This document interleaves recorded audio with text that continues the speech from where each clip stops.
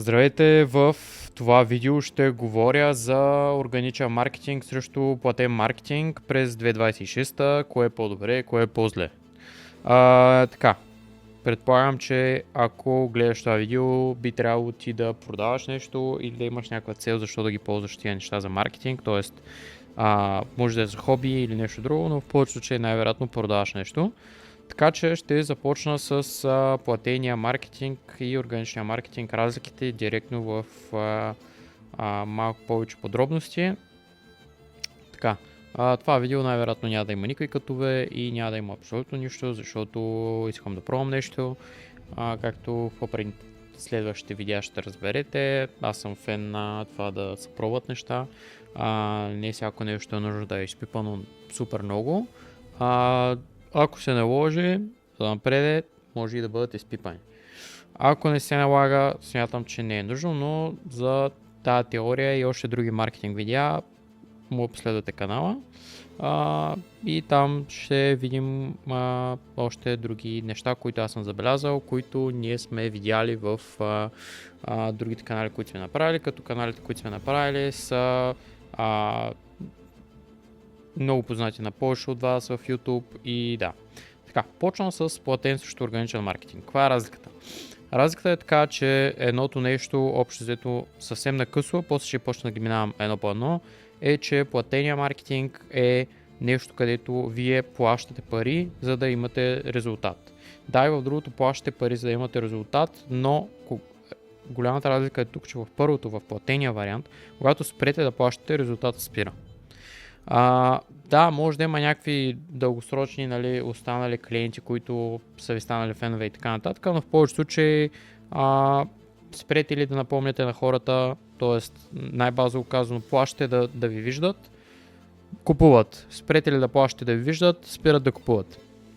Доколкото органичният маркетинг не е така, естествено и той има собствените минуси, не съм тук само да ви разправям колко е уникален и така нататък, да покажа реално предимствата и разликите между двете.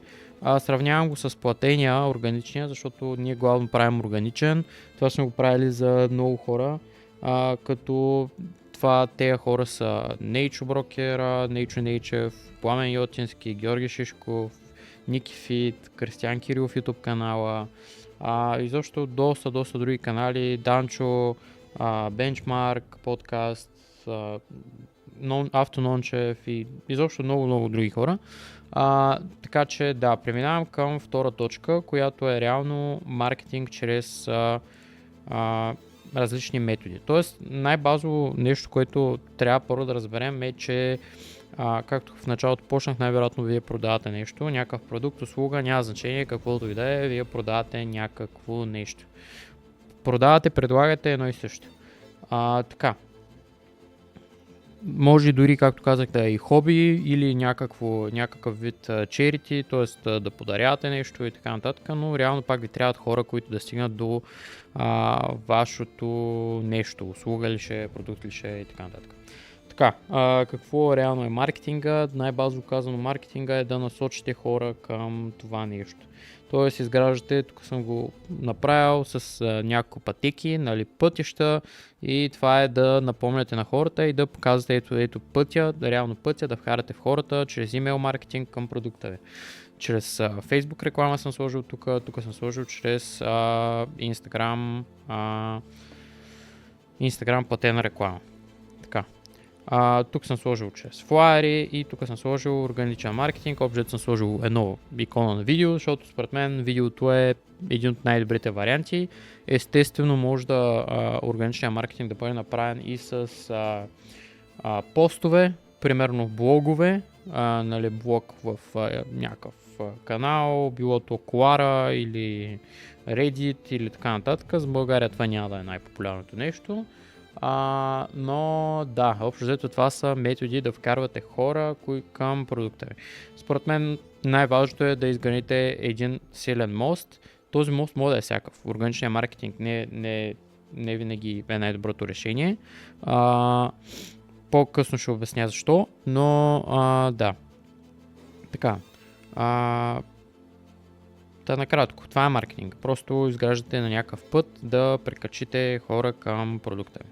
Обаче има една голяма разлика. Така, минавам, тук след малко ще покажа. В точка 3, да, съгласен, всичко може да е доста грозно, но това видео е направено само за хора, които се интересуват общо взето от ноу-хау и от някакви неща, които ние сме пробвали, сме тествали и сме видяли, че работят. Със сигурност има още много неща, които ще научим. Може и някои неща в момента, които казвам след времето да си променя мнението, но това смятам, че е напълно нормално да всеки човек да се развива, да се обучава и ако прави грешки, после си ги коригира. Така че това е нещо, което в момента смятам, че работи, пробва сме и бих казал, че работи.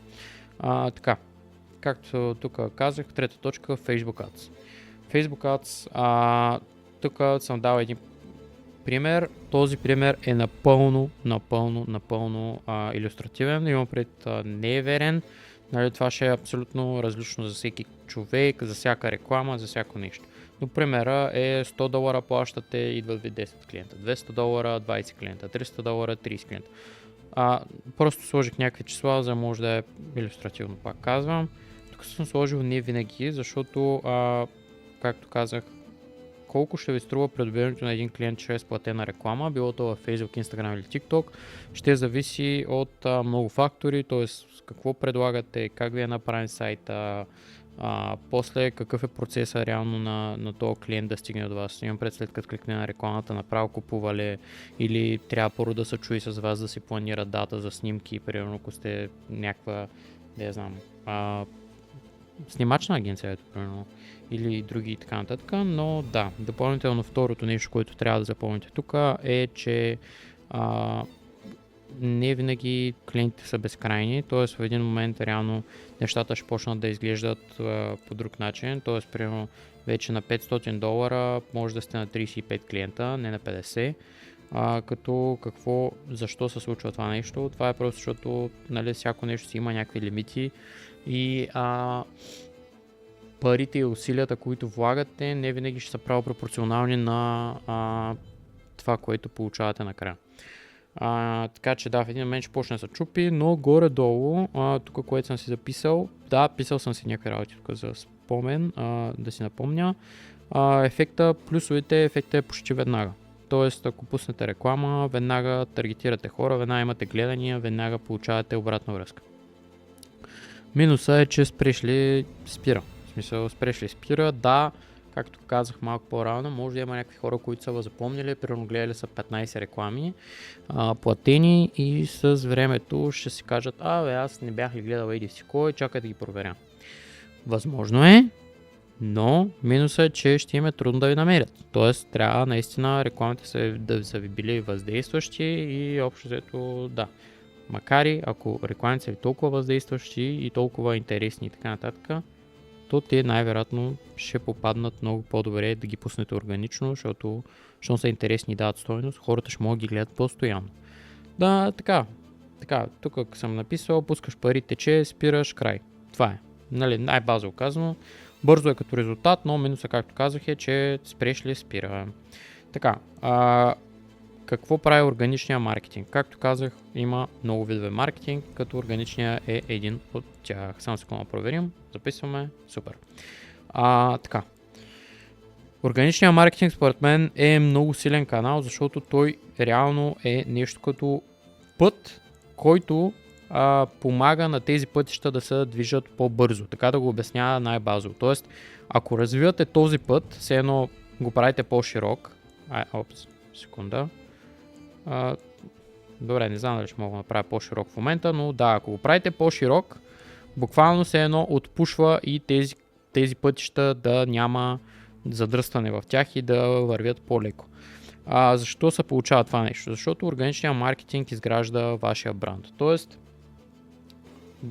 най-прекият пример, който мога да дам е, че вие развивайки вашия бранд, хората, когато ви видят в Facebook реклама ли ще е, имейл маркетинг ли ще е, Instagram ли, по какъвто и да е начин, по който ги ричвате, дали ще се обаждате на тях директно, дали ще им пращате меседжи директно в Facebook, когато имате органичен маркетинг, те после като проверят, че видят, че вие сте реални, че вие имате знание, че вие много важно, тук само да спра за момент, после пак ще го напомня, но услугата ви, офертата ви, продукта ви трябва да е добър.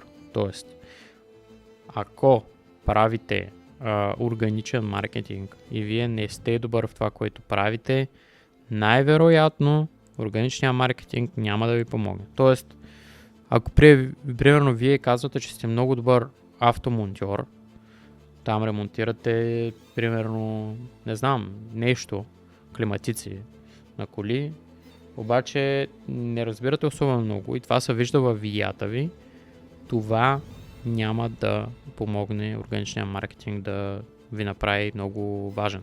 Органичният маркетинг помага да засили това, да ви покаже, че вие имате експертиза, че сте добри в това, което предлагате. Ако правите някакви неща, които не разбирате, органичният маркетинг по-скоро дори може да ви действа негативно, ако се показва, че вие не сте експерти в това нещо. Така, ето само тук съм сложил кога помага органичния маркетинг. Органичният маркетинг общо взето в повечето случаи е за по-скъпи услуги. Скъпи услуги, продукти и така нататък. Какво имам пред? Ефтиния маркетинг, буквално ето сложил съм една табела с пица 5 евро. Това пак е вид маркетинг. Една табела да видите отпред на някоя улица 5 евро пица плюс тук съм бирали какво, намерих някаква оферта, няма значение. Шанса вие да ви вкара вътре бързо е голям, защото 5 евро нали, не е такава сума, която хората да премислят толкова много, колкото биха премисляли 5000 евро. Ето тук съм сложил, това е Алекс Хармози, няма значение дали е той, дали не е той, който и да е. Ето той буквално продава тикети, които са $5000. Каква е разликата? Че тези $5000 са ситове, които той предлага. Разликата е там, че той има бранд и много хора ще си купят от тази оферта, понеже гледа се съдържанието, накратко да кажа, ако някой не знае, това е човек, който общо да обяснява за бизнес и така нататък и има нали, инвестира в компании, след това управлява компаниите и да. Това му е накратко бизнеса, при това има и други бизнеси, които са там за управление на фитнес зали, управляват и фитнес залата също процент и така нататък, но в крайна сметка човека разбира от бизнес и това, което виждат хората в YouTube канала му е, че има много информативни видеа, които получаваш много стойност от тях. Тоест получаваш много знания и как да си решиш проблеми. Следователно той вече е изградил тази експертиза в хората. Тоест хората знаят, че той разбира от тия неща. Очевидно е. В смисъл, говори за тях, разбира ги и така нататък. И той абсолютно спокойно може да сложи цена $5000 и хората да я купят без нали, да се откажат толкова лесно, доколкото биха се отказали, ако просто вие сте.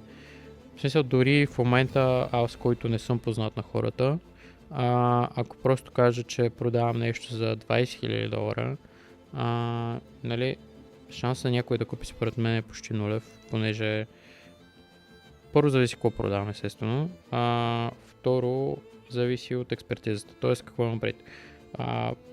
Примерно вие сте в момента, давам някакъв наводничък, примерно вие продавате някаква услуга, ето пак някакво обучение. Това обучение може да сте много добър, наистина, но ако никъде не сте показали самата експертиза и нямате, то може да не е чрез органичен маркетинг, чрез видеа, но може да е най-малкото да имате портфолио. Ако нямате такова, хората няма как да разберат, че вие сте експерти и няма как да ви дадат големи суми пари.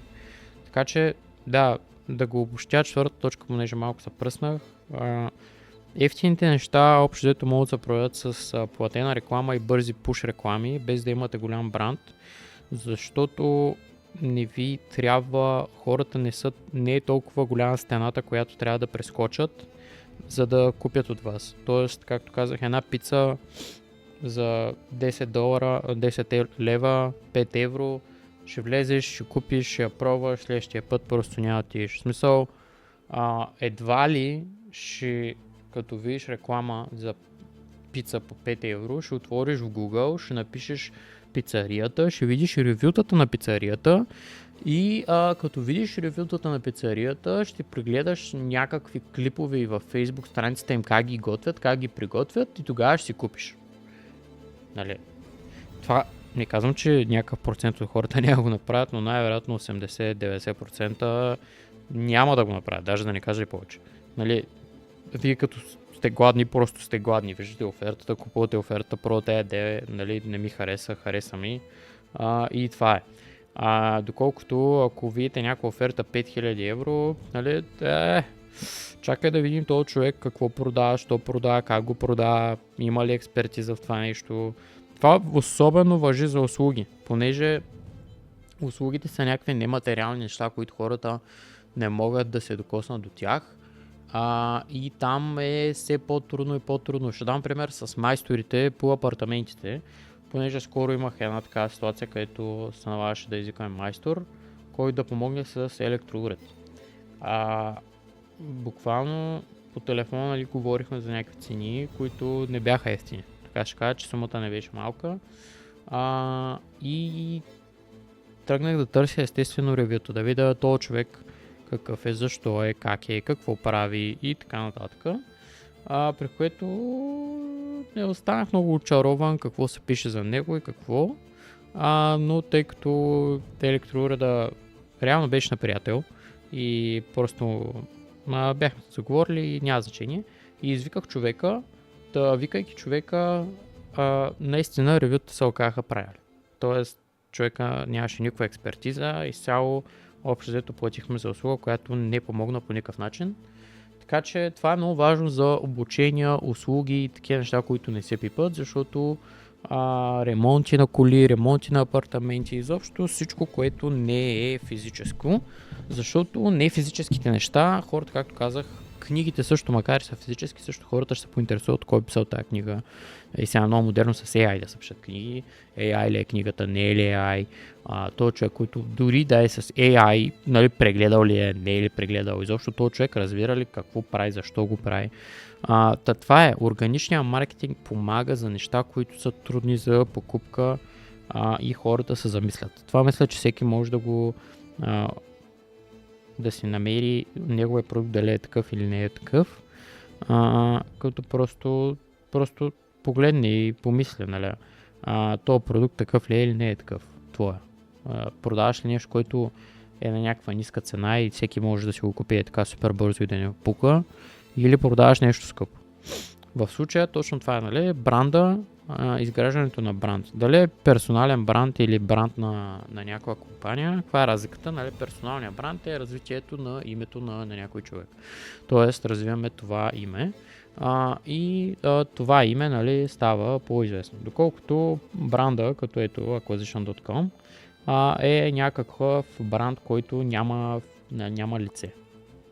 Така, плюсове и минуси, естествено, че има, с лице е по-лесно, защото, нали, виждаш човека, окей, ето този е експертизата и така нататък, но според мен това нещо има и минуси, като минуса, че примерно вие сте треньор по фитнес и хората после искат вие да сте ги тренирали. Всъщност, вие можете много добър треньор и да сте обучили добри треньори, т.е. вие да сте силен в това да изградите система. И според мен всеки един нали, бизнес, идеята му е да изгради някаква система на база, на която всички хора да получават еднакво обслужване за напред. Тоест, нали, може да има някаква малка разлика, защото няма как всеки човек е преживял различни неща и 1% гледна точка може да има.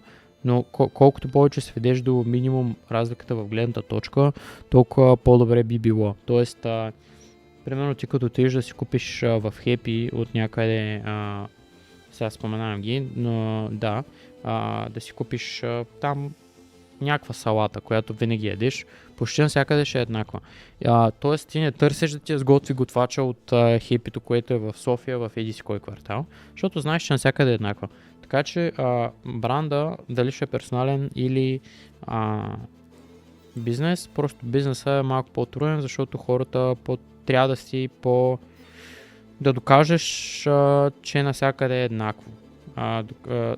Нали, имаш това като задача, при персоналния също го имаш, но е по-трудно се доказва, защото хората просто търсят тебе. Това съм го видял при майстори, общо дето да кажем някой прави апартаменти, има бригада и така нататък и те казват, не, аз искам ти да ги лепиш плочките. Според мен, да, зависи. Ако наистина бригадата му ги лепи много зле, това си е негова грешка. Тоест той не е направил добре системата. Но да, най-кратко обяснено, зависи дали това, което правите е скъпо или ефтино, и ако е скъпо, органичният маркетинг ще ви помогне, защото той засилва всички други канали с доверието ви. Така, какво реално прави контента? Накратко помага на другите канали. Така, съм написал, какво пак ще го самаризирам го, плащате за Facebook реклама и примерно ви искате да докарате хората да им слагате плочки. Ако те просто видят 3 реклами, елате да ви направим банята, много сме добри и така нататък, нали, много малък процент от хората ще си кажат: о, супер, чакай да му звънна да ми направи банята за 10, 15, 20 хиляди лева там. Не знам в момента колко варират, зависи кога гледат това видео, но дата в момента 2026, мисля, че толкова варират баните. Не разбирам от бани, така че горе-долу съм чувал някакви цифри и така. Но да, няма значение де, ако нямате някакъв органичен маркетинг, било то с снимки, било то с видеа, което обяснявате как правите баните или трансформации на бани, или пък плюсове и минуси на бани, как вие лепите плочките, защо са примерно видеа, защо ви се разлепват плочките, какво да внимавате като избирате майстор. Примерно различни типове бани спрямо строителството. Там тухлено, панелен блок, ново строителство, видовите там. Не ги разбирам, но примерно хората да видят по някакъв начин, че вие имате експертиза.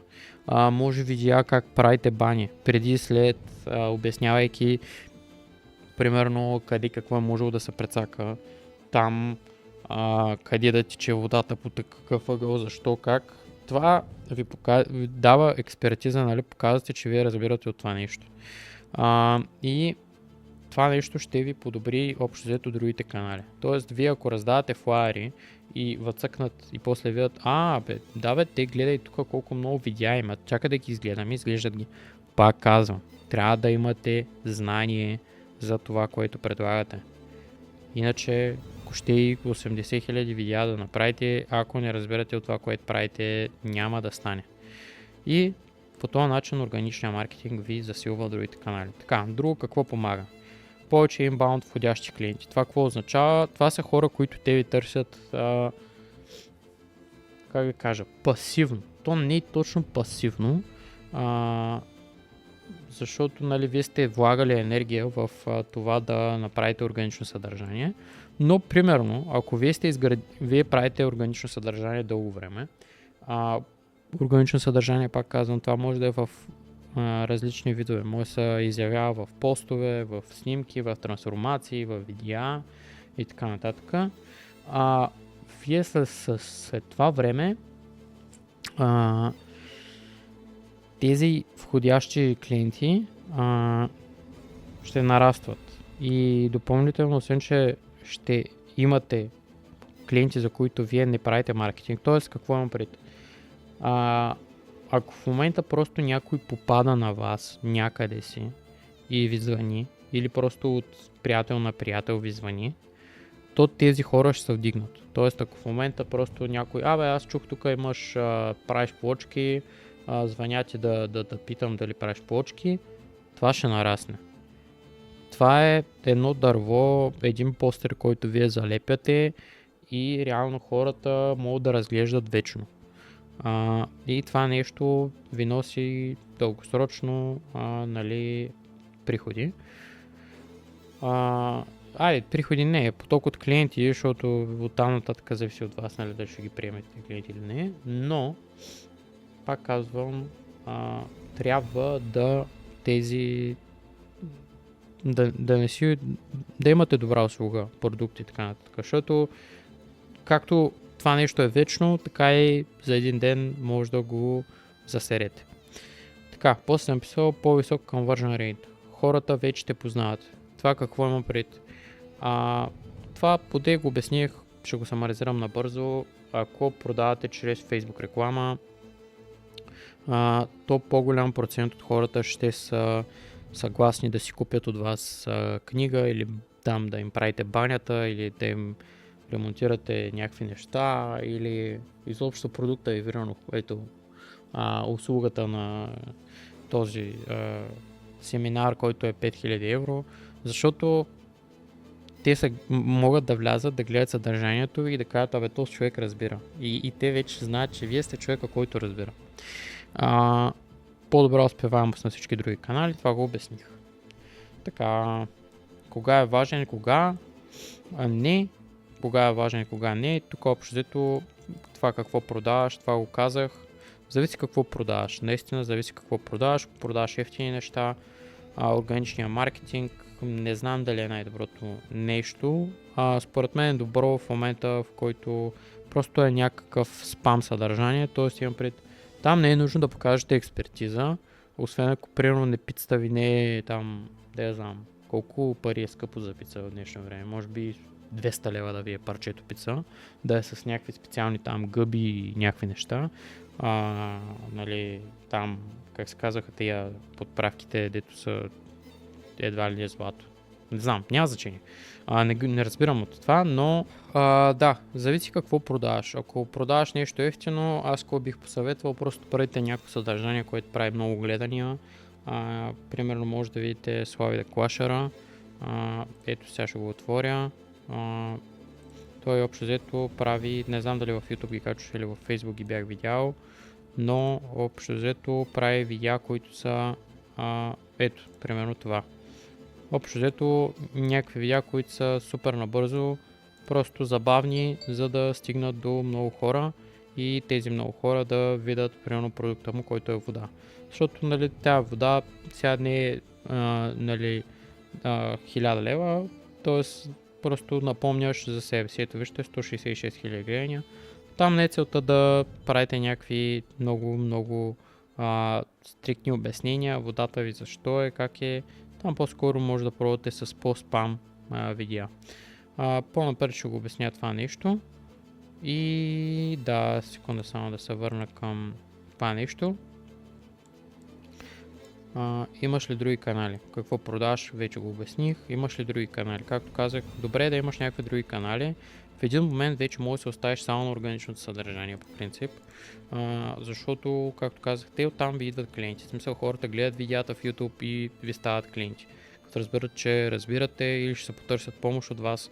Защото смятам, че нали, то идеята е да може да си помагате. Тоест, вие развивате, примерно, вие правите плочки, искате да направите по-голяма фирма за плочки и така нататък, като виждат, показвате, че разбирате от плочки, хората са кефят от това нещо, искат да им се направи банята добре, идват при вас, купуват си нали, там услугата да им налепите плочките и това нещо помага. В един момент нали, просто може да стане много по-естествено да правите органичен маркетинг, отколкото да плащате за платена реклама, ако това нещо се стаква. Така, третото нещо, което какво да си изберете е зависимост колко конкуренция имате. Тук съм дал един пример с лекар. Това е случайен лекар, който написах просто в YouTube, но ето вижте лекар, който има канал. Също някакъв лекар. Тоест, примерно, давам ви следната ситуация. Вие сега ще трябва да ходите на зъболекар. Вариант 1. Питате някакви приятели кой е добър, защо е добър и така нататък. В повечето случаи е това. Ето по някакъв начин пак търсите някакво доверие.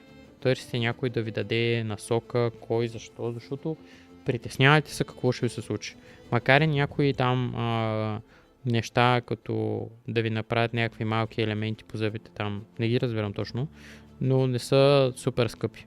Нали, има някои елементи, които са 100-200 лева. Нали, сега не са 5000 лева, 100-200 лева пак, нали, пари са си, но не са 5000, 10 000, 15 000 лева.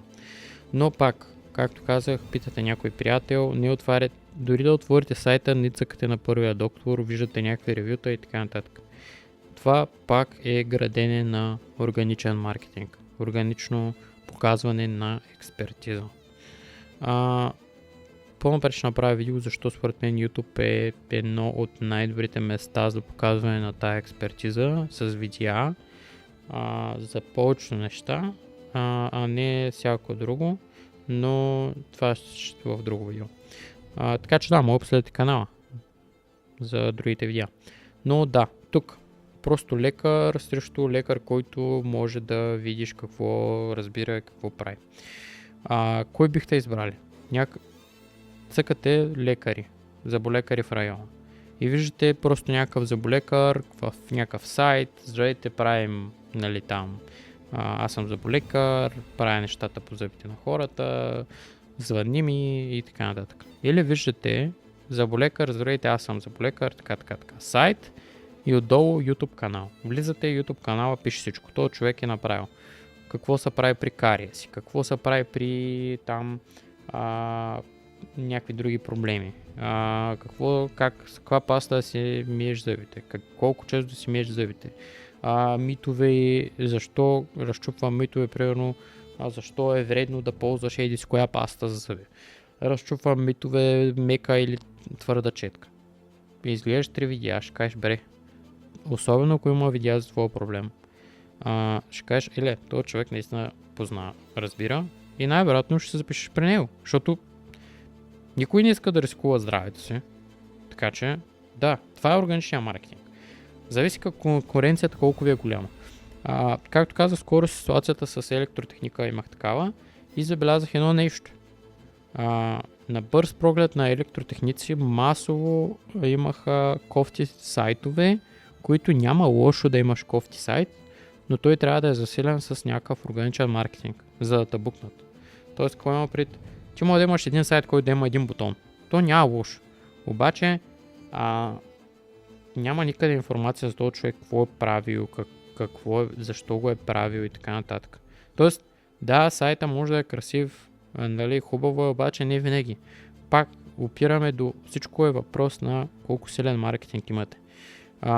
Дори много красив сайт няма да помогне, ако нямате маркетинг, който да ви покаже какво реално предлагате и вашите умения.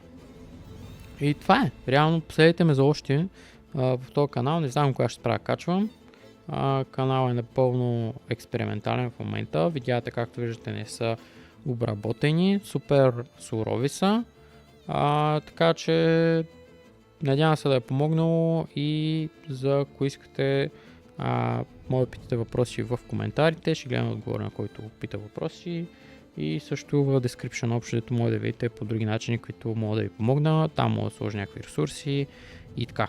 Хайде, и ако искате, гледайте следващото видео, което ще сложа на екрана и там може да видите още съвети, които ще дам, които сме направили от нашия опит. Чао!